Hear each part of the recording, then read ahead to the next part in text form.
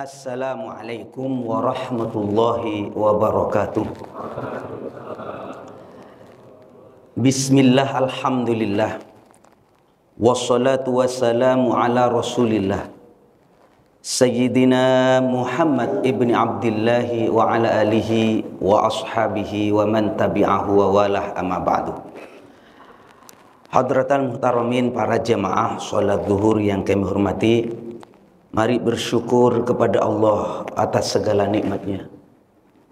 Salawat dan salam semoga selalu terlimpahkan kehadiran junjungan kita Nabi Agung, Nabi besar, Nabi Muhammad sallallahu alaihi wasallam, yang menjadi panutan kita, yang selalu kita rindukan syafaatnya fid dini wad dunya wal akhirah. Para jemaah sekalian, saya merasakan di saat kita diberi kesempatan oleh Allah untuk bisa beribadah sholat zuhur berjamaah dan dilanjut dengan pengajian singkat pada siang kali ini, saya merasakan nikmat yang besar. Kalau kaya, kuat, sehat, bisa nikmat, bisa adab. Sakti, punya keramat, belum tentu nikmat, bisa juga adab atau istidraj. Tetapi di saat kita mendapatkan kesempatan beribadah, maka tidak ada tafsir yang lain kecuali ini adalah nikmat dari Allah Subhanahu wa ta'ala. Para jemaah sekalian,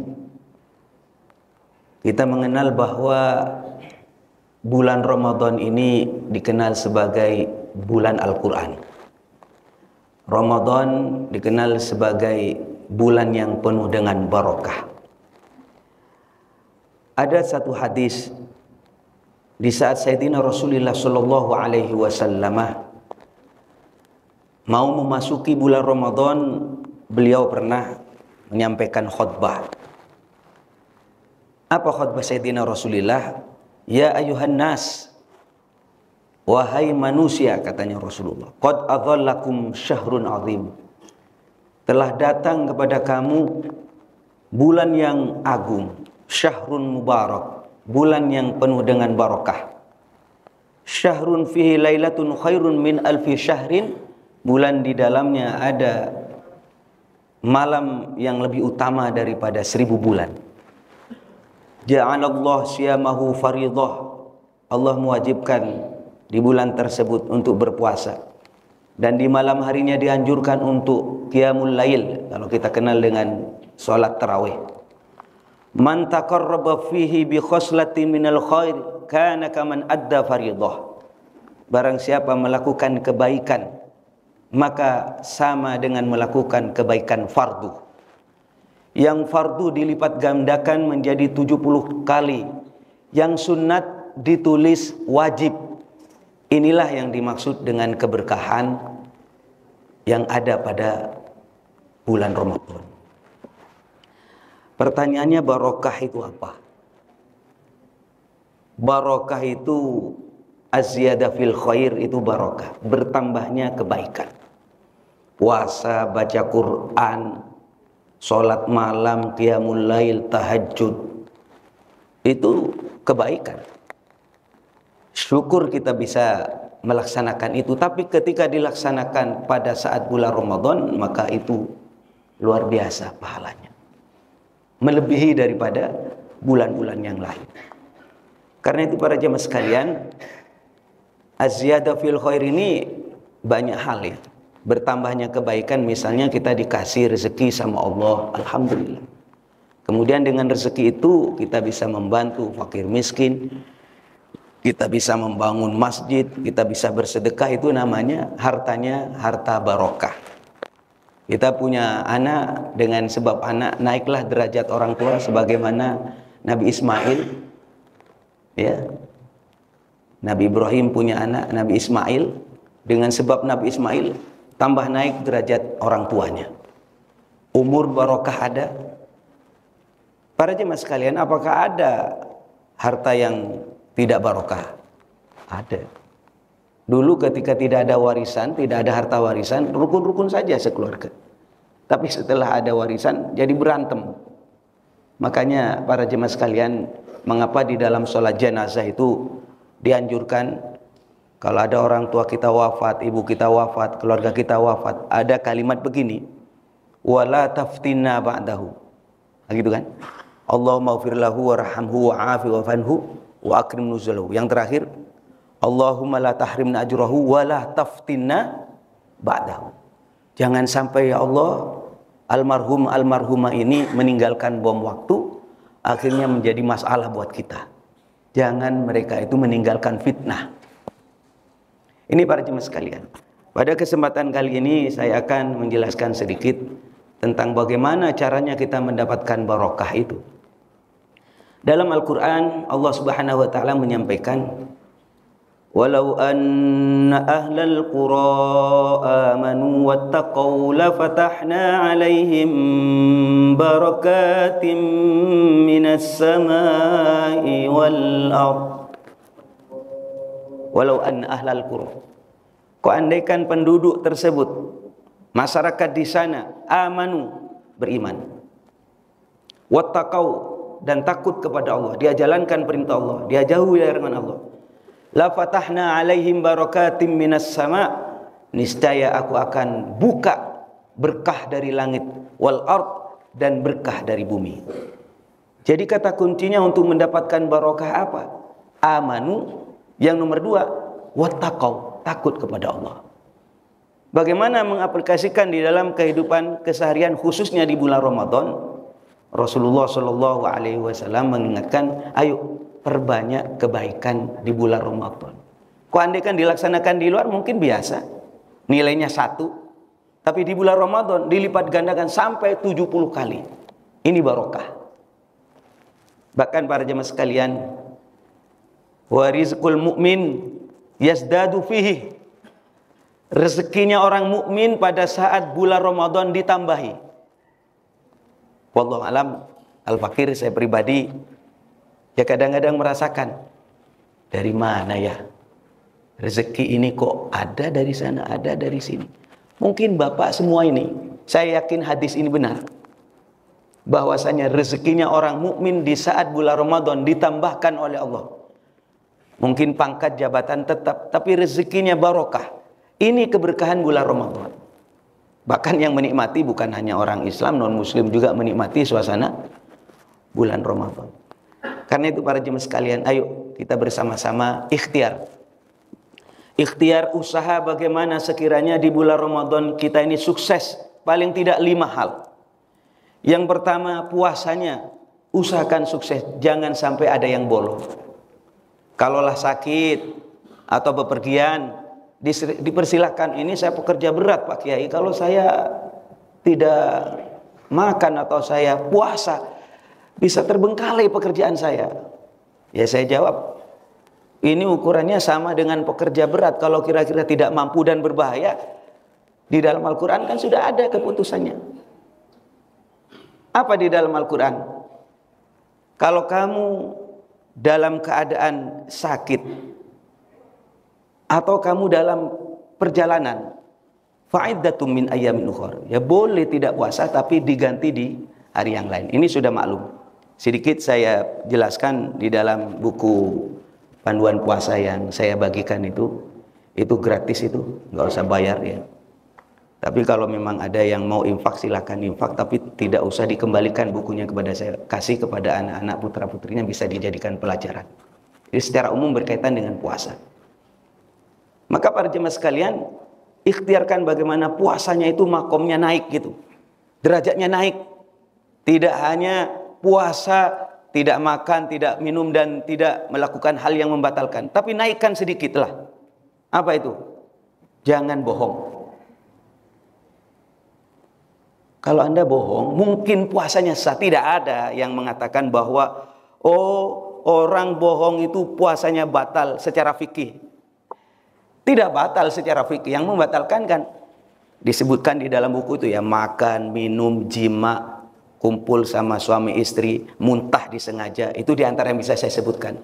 Bohong, nggak ada kalimatnya bohong membatalkan itu. Tapi ada hadis yang menjelaskan, kalau kita berbohong pada waktu bulan puasa, maka Allah tidak butuh dengan puasamu. Tidak ada gunanya kita berhaus-hausan dan berlapar-laparan itu. Ini para jemaah sekalian.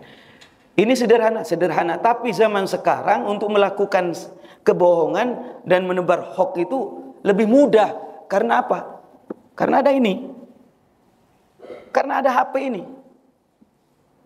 Sebelum saya naik melaksanakan sholat ini, saya sempat ngintip ada WA. WA itu di grup hanya ngomong begini, Pak. Atas komen seseorang. Bukan begini, tapi begini. Rasanya itu nyut gitu. Padahal hanya begini. Mungkin bapak-bapak menganggap hal yang biasa. Berapa ratus orang yang disakiti oleh sebab begini. Maka di saat dulu saya membaca Quran surat Yasin itu, Al-yawma nakhtimu ala afwahihim wa tukallimuna aydihim wa tashhadu arjuluhum bima kanu yaksibun. Besok di akhirat itu yang berbicara adalah tangan, dikunci mulut kita, yang menjadi saksi adalah kaki kita. Waktu kecil saya mengatakan, masa iya ya tangan bisa berbicara dulu. Tapi sekarang hari-hari kita berkomunikasi dengan apa? Dengan tangan, dengan jari kita. Maka kalau saya ingin mengingatkan, jaga lisanmu, jaga jemarimu. Mudah-mudahan ini jadi pelajaran kita semuanya. Apalagi sekarang hoax itu begitu gampang ya. Saya banyaklah kalau cerita ini. Tapi yang pasti ayo kita naikkan makom puasa kita, derajat puasa kita ini lebih baik lagi. Bahkan kalau puasa yang orang yang paling tinggi itu ya saum itu ya artinya dia tidak melakukan apapun kecuali dia ibadah kepada Allah, tidak ada yang dipikirkan kecuali Allah. Itu memang tingkatan yang tinggi. Minim lah paling tidak kita ini jangan sampai melakukan hoax pada saat kita melaksanakan puasa. Yang nomor 2 para jemaah sekalian, usahakan sukses tarawihnya. Sukses tarawihnya. Usahakan jangan sampai kosong biar nanti kita bertemu dengan Lailatul Qadar. Sukses Lailatul Qadar. Lailatul Qadar itu dikatakan tadi khairum min alfi syahrin, lebih utama daripada 1000 bulan. 1000 bulan tahu itu sama dengan 83 tahun 4 bulan. Siapa yang paling sepuh? Izin, kalau Bapak umur berapa sekarang? Jangan ngomong sepuh, senior gitu ya. Nggak enak. Tua itu menyebabkan kita lemas. Berapa Bapak? 56, masih muda ya. Dibanding Kiai Ma'ruf Amin ya. Kiai Ma'ruf Amin 80 tahun masih produktif loh. Jadi jangan kita mengatakan saya tua nanti lemas. Senior gitu ya. Ya. Jadi Bapak nggak sampailah 83 tahun 4 bulan. Maka ketika Bapak melakukan kebaikan, misalnya sholat, tarawih, baca Quran, sedekah, bersamaan dengan malam Lailatul Qadar, maka lebih utama daripada 1000 bulan. Artinya Bapak sedekah, ya tinggal 100.000 kali 1000 bulan kalau 100.000. Saran saya, di saat kita merasa ini kayaknya ini Lailatul Qadar ini, walaupun nggak ada yang tahu tanggal berapa, kalau sudah ada keyakinan ini Lailatul Qadar, perbanyak ibadah, putar itu tasbihnya. Kalau nggak punya tasbih pakai tangan, Allahumma innaka afuwun karim tuhibbul afwa fa'fu anna. Allahumma innaka afuwun karim tuhibbul afwa fa'fu anna. Allahumma innaka afuwun karim tuhibbul afwa fa'fu anna. Itu tulisannya ada di sana. Mohon kepada Allah pengampunan. Perbanyak kebaikan saat itu sebisanya. Itulah qiyamul lail, bangun kita di waktu malam itu. Kapan itu pakai? Tidak ada yang tahu. Karena memang di dalam kitab Nasha'il Lubat itu diterangkan wa katama lailatul qadri fi syahri Ramadan. Allah merahasiakan Lailatul Qadar itu di bulan Ramadan. Nah, mari ya, karena biasanya Rasulullah menyampaikan taharrau Lailatul Qadri fi ashril awakhir min Ramadan. Cari Lailatul Qadar itu di 10 terakhir di bulan Ramadan. Pasnya tanggal berapa sengaja dirahasiakan agar kita mengisi bulan Ramadan malam-malamnya dengan ibadah. Cuma biasanya para jemaah sekalian, kalau sudah akhir Ramadan ya ibarat pertandingan bola itu tinggal sedikit yang ikut sudah. Biasanya awal-awal itu masjid penuh gitu ya. Tapi kalau sudah makin Sekini makin umur Ramadan makin maju ya, softnya juga makin maju. Karena apa? Banyak yang pulang kampung, mudik, yang ramai bukan masjid tapi terminal dan bandara. Saran saya, ayo, saya mumpung jadi kiai, saya ingatkan, kalau nggak jadi kiai saya nggak ngomong. Sekarang jadi kiai, saya ingatkan, tolong jangan kosong malam-malam kita dengan ibadah. Sebaliknya para jemaah sekalian, jangan sampai ada malam-malam Ramadan itu, apalagi bersamaan dengan Lailatul Qadar, berbuat maksiat. Kita mengatakan khairun, lebih utama daripada 1000 bulan. Terus dikampanyekan. Padahal ada keterangan, man zana au syaribal khamr. Barang siapa berbuat maksiat, misalnya zina atau dia minum bir, minuman keras, pada saat Lailatul Qadar, la'anahullah, maka Allah akan melaknat orang tersebut, dilaknat hidupnya. Malaikat melaknat, para makhluk Allah melaknat orang tersebut. Laknat itu gampangnya apes lah hidupnya, dilaknat sama Allah. Sampai apa? Sampai min haulis tsani, sampai tahun yang akan datang. Ya Allah, na'udzubillah. Karena itu para jemaah sekalian, ayo sukses yang keempat ini Lailatul Qadar kita ikhtiarkan dan usahakan sukses Qur'annya. Saya ngomong begini kadang-kadang berat, karena kalau sudah saya ngomong harus saya amalkan. Tolong hatamkan Qur'annya. Dan yang terakhir adalah zakat, infak dan sedekahnya. Sayyidina Rasulullah Shallallahu Alaihi Wasallam orang yang sangat dermawan. Tetapi Rasulullah Shallallahu Alaihi Wasallam saat puasa itu lebih dermawan daripada bulan-bulan sebelumnya. Maka diikhtiarkan. Dan saya selalu mengajarkan, di saat kita memberi, saya ulang, di saat saya memberi, sejatinya saya sedang mengambil lebih banyak. Karena apa?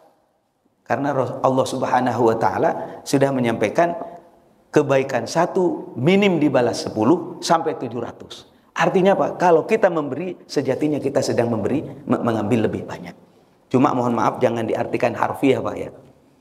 Ada kemarin saya kasih amalan kepada jemaah. Jemaah, biar gampang rezekinya, ayo baca sholawat 400 kali setelah sholat isya. Sholawatnya itu Allahumma sholli ala Sayyidina Muhammad wa ala ali Sayyidina Muhammad. Itu sholawat apa pakai? Sholawat pohon duit kata saya.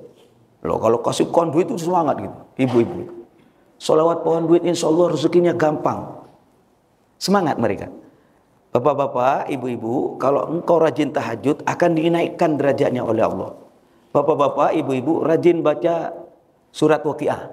Memang surat Waqiah itu surat ghani, surat kaya. Bapak-bapak dan seterusnya lah banyak. Ada yang mengartikan harfiah, kiai saya sudah rajin duha tapi tetap miskin katanya. Saya kok diprotes jadi. Saya sudah tahajud, pangkat saya masih segini-segini aja. Saya sudah sedekah. Malah saya ikut anjuran kalau sedekah nanti sedekah mobil Avanza pulangnya bawa Fortuner gitu. Marilah para jemaah sekalian, jangan seperti anak kecil ya.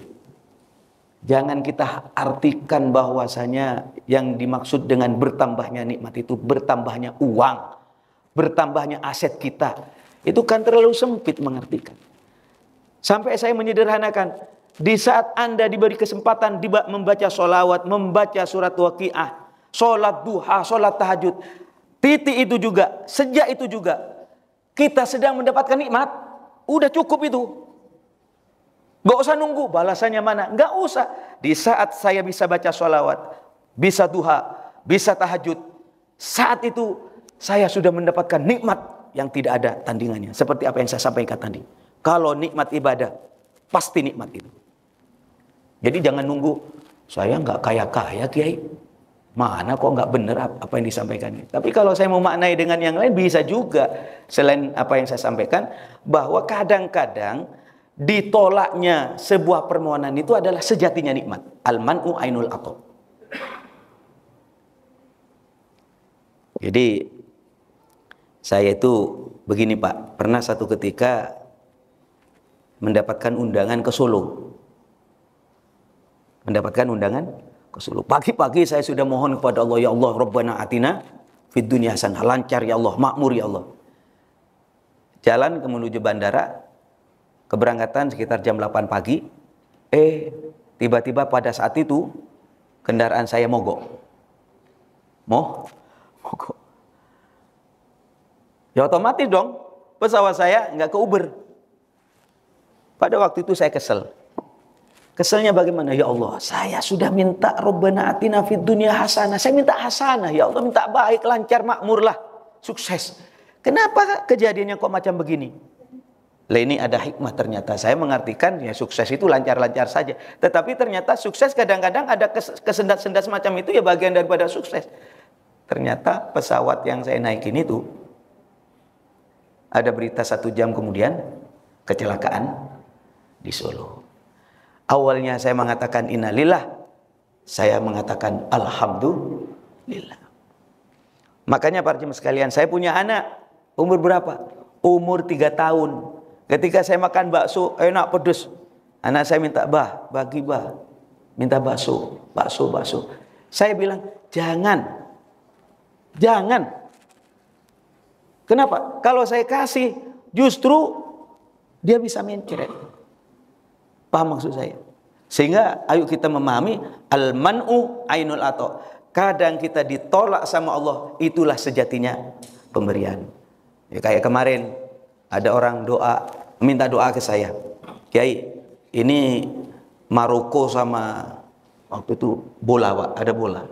Maroko sama siapa itu? Pokoknya Maroko sama Piala Dunia itu. Hah?